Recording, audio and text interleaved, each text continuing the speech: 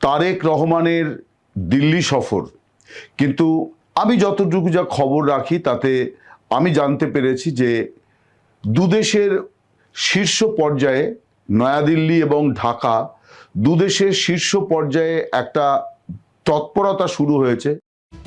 কথায় আছে খেলার নাম বাবাজি। কয়েক বছর আগেও বাংলাদেশকে ভারত নিজেদের একটা অঘোষিত কলোনির মতো ট্রিট করত। গণ অভ্যুত্থানের পর সবকিছুই যেন পাল্টে গিয়েছে। অন্তর্বর্তী সরকারের প্রধান উপদেষ্টা ডক্টর মোহাম্মদ ইউনূস বাংলাদেশকে ভারত নির্ভরতা মুক্তির যে পথ দেখিয়ে গিয়েছেন, সেই পথেই হাঁটছে তারেক রহমানের নেতৃত্বাধীন নতুন বাংলাদেশ। সবার আগে বাংলাদেশ। তারেক রহমানের এই নীতি স্পষ্ট জানিয়ে দিচ্ছে, বাংলাদেশ ভারত কিংবা অন্য কোনো দেশের গোলামি করবে না। অবস্থা বেগতিক দেখে এবার বাংলাদেশকে ন্যায্য সম্মান দিতে বন্ধুত্বের প্রস্তাব নরেন্দ্র মোদীর। এখন ভারতের প্রধানমন্ত্রী চায় তারেক রহমান যেন ভারত সফরে যান। এ নিয়ে আলোচনা করছে পশ্চিমবাংলার মিডিয়া। কি বলছে তারা, আসুন তা দেখি। নমস্কার, দ্য ওয়ালে আপনাদের স্বাগত। আজকের বিষয় তারেক রহমানের দিল্লি সফর। না, এরকম কোনো সিদ্ধান্ত সরকারিভাবে কিন্তু ঘোষণা করা হয়নি। আমি প্রথমেই সে কথা স্পষ্ট করে বলি যে এরকম কোনো সিদ্ধান্ত না নয়াদিল্লি না ঢাকা কোনো জায়গা থেকেই এরকম কোনো খবর নেই।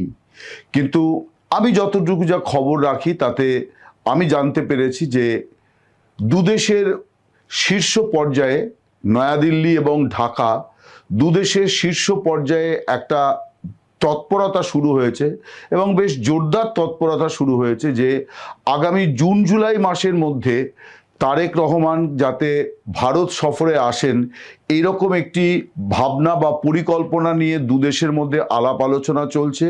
এবং ঢাকা কর্তৃপক্ষ তারা তাদের মতো করে ভাবছেন, নয়াদিল্লি তারা তাদের মতো করে ভাবছেন। আবার দুপক্ষের মধ্যে কথাবার্তাও হচ্ছে যে তারেক রহমানের দিল্লি সফর যত তাড়াতাড়ি সম্ভব হয় সেটা করা। নয়াদিল্লির তরফে এ নিয়ে কোনো রাগঢাক গুড়গুড়ের ব্যাপার নেই। এখানে এরকম কোনো বিষয় নেই যে নয়াদিল্লি ধরি মাছ নাছুই পানি, এরকম নয়। ভারতের প্রধানমন্ত্রী তারেক রহমান প্রধানমন্ত্রী হিসেবে শপথ নেওয়ার পর নরেন্দ্র মোদী তাকে যে শুভেচ্ছা বার্তাটি পাঠিয়েছিলেন ভারতের লোকসভার স্পিকারের হাত দিয়ে, সেই শুভেচ্ছা বার্তাতেই তিনি বলে দিয়েছিলেন যে আপনি প্রথমে ভারতে আসুন এবং আমাদের আমন্ত্রণ গ্রহণ করুন। আমার কাছে যেটুকু যা খবর যে তারেক রহমানের আলোচনার মধ্যে বিদেশ সফর নিয়ে, অর্থাৎ তিনি প্রধানমন্ত্রীর দায়িত্ব নেওয়ার পর সদ্য 1 মাস হয়েছে, এখনই খুব অনেক বেশি দেশ তিনি সফরে যাবেন এমনটি নয়। এবং অর্থনৈতিক এবং আরও নানাবিধ কারণেও খুব বেশি বিদেশ সফর করার অবকাশ বা সুযোগ তার সামনে নেই। বিশেষ করে তার আগে অর্থাৎ সাবেক প্রধান উপদেষ্টা মোহাম্মদ ইউনূস, তিনি এই 1.5 বছরে যে 18টি বিদেশ সফর করে যে রেকর্ড গড়ে দিয়ে গিয়েছেন, তার ধারে কাছেও তারেক রহমান যাবেন না। খুব সিলেক্টিভ কিছু দেশে তিনি হয়তো যাবেন। এবছর তার ভারত সফরের সম্ভাবনা প্রবল এবং সেটা আমি যা শুনেছি জুন জুলাই মাসে করার জন্য একটা চেষ্টা আছে। ভারতের তরফে এরকম একটা প্রস্তাব আছে, বাংলাদেশের তরফে এরকম একটি ভাবনা আছে যে এরকম একটি সফর হোক। নতুন বাংলাদেশ ভারতীয় গোলামি করবে না, তা বুঝতে পেরেছে ভারত। বাংলাদেশ ভারতকে ছাড়া বিগত 2 বছর বেশ ভালোভাবেই চলেছে। ফলে ভারতীয়দের যে একটা ভুল ধারণা ছিল বাংলাদেশ ভারতকে ছাড়া চলতে পারবে না, তা ভেঙে গিয়েছে। এখন ভারতীয় বিশেষজ্ঞ থেকে শুরু করে রাজনীতিবিদ সবার মাঝেই পরিবর্তন এসেছে। এখন তারা বাংলাদেশকে সম্মান দেওয়ার গুরুত্ব বুঝতে পারছে। তবে ভারতের সাথে যে কোনো সম্পর্ক স্থাপনের আগে বাংলাদেশকে সতর্ক থাকতে হবে।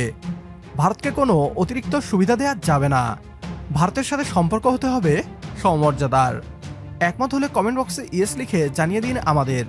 সেই সাথে ভিডিও শেয়ার করে দেখার সুযোগ করে দিন আপনার বন্ধুদের। পরবর্তী ভিডিও দেখার আমন্ত্রণ জানিয়ে বিদায় নিচ্ছি আজ। আল্লাহ হাফেজ।